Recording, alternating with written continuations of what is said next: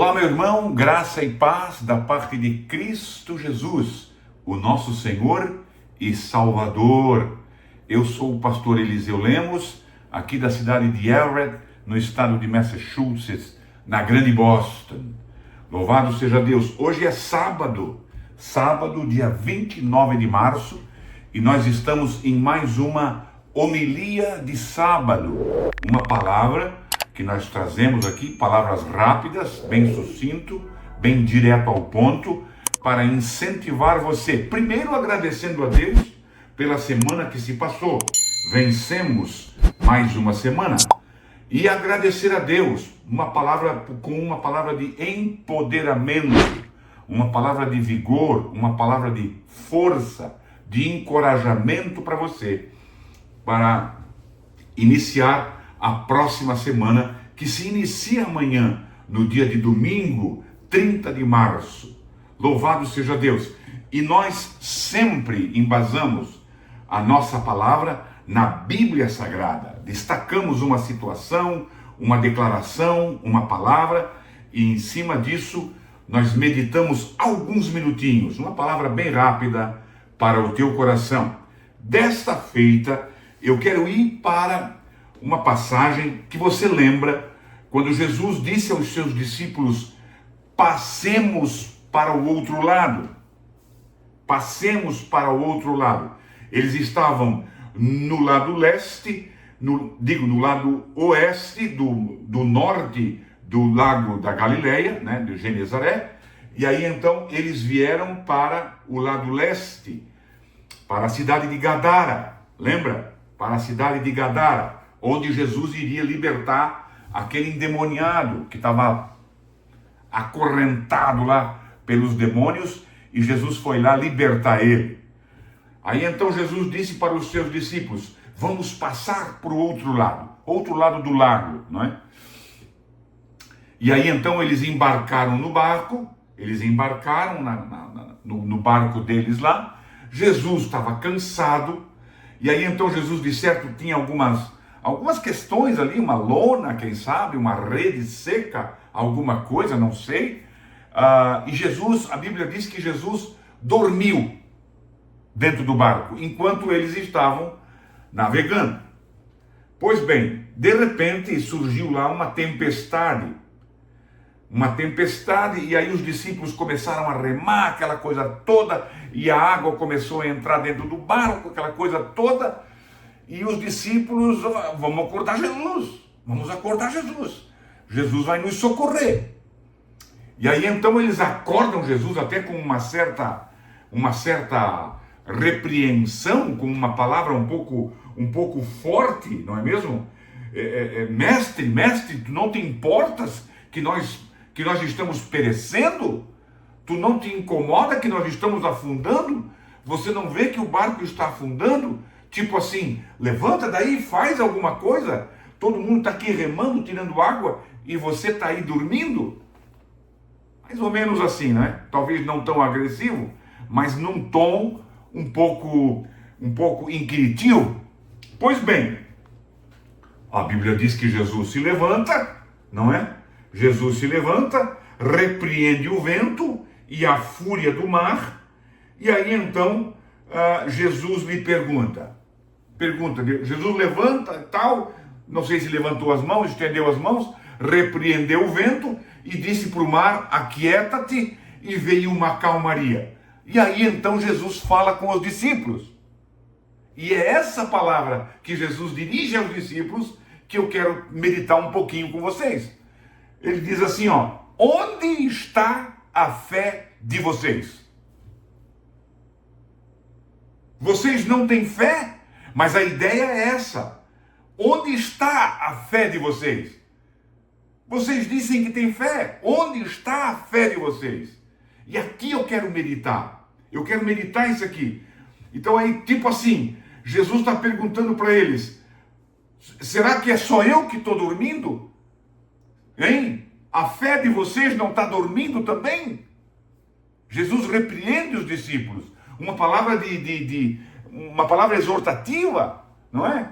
Olha, eu estou dormindo, mas e a fé de vocês? Aonde é que está? E é aqui que eu quero meditar, irmãos, um pouquinho, alguns minutinhos só com você.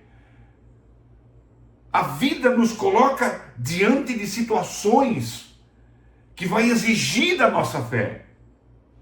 E o próprio Jesus, um pouco mais adiante, ele diz assim, ó, que se vocês tiverem fé do tamanho de um grão de mostarda, irmãos, eu fui pesar um grão de mostarda. Um grão de mostarda um pouquinho maior do que a cabeça de um alfinete. E não tem como você pesar, eu pelo menos não tinha balança, né? Não tinha como eu pesar. Então, eu fui para matemática e tal, e cheguei à conclusão de que uma semente de mostarda, ela pesa 0,07. Uma grama divide por 100 e você pega 7 partes dessa. Não mexe com a balança. Não mexe com a balança. Então Jesus diz, se vocês tiverem uns 7 centésimos de grama de fé, vocês conseguem mover uma montanha. O problema, irmãos, não é ter pequena fé. O problema não é esse. O problema é que nós temos pouca fé e não a exercitamos. Nós não a aplicamos, como os discípulos aqui. Os discípulos já tinham visto Jesus operar. Os discípulos já viram como Jesus fazia. O negócio é nós pegar essa fé. Então é essa palavra que eu quero deixar para você. Pegue essa fé pequena que você tem, mas tira ela para fora. Externaliza essa tua fé.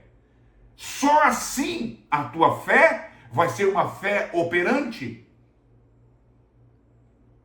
O medo dos discípulos, o pavor dos discípulos, fez com que a fé dos discípulos sumisse ou não operasse. Eu aprendi com um pastor amigo meu, irmãos, que ele disse assim, ter fé é ter a coragem de orar, mesmo que não dê certo. Nós temos a fé e nós precisamos exercitar a fé. Mas o que acontece? Deixa eu dar um exemplo que é muito comum. Muito comum. Você está num culto e aí então a Bíblia diz de que nós temos esse poder. E nós oramos para isso. Senhor, nos dá a fé. Mas Ele já deu a fé. Nós temos a fé. Então o que está acontecendo? Nós temos medo de aplicar a fé. Não, eu não vou orar por esse cara, porque vai que não acontece nada. E se não acontecer nada, eu vou passar vergonha aqui. Ter fé é ter a coragem de orar, mesmo que as coisas não aconteçam. Porque eu tenho a fé, eu não opero o milagre. Quem opera o milagre é Deus, através da minha fé. E Ele sabe, foi por isso que Jesus falou, se você tiver fé do tamanho de um grão de mostarda, porque um grão de abacate você não vai ter. Jesus não disse isso. Jesus disse assim, ó, o mínimo do mínimo do mínimo do mínimo. Se você tiver esse mínimo de fé, você é capaz de mover uma montanha.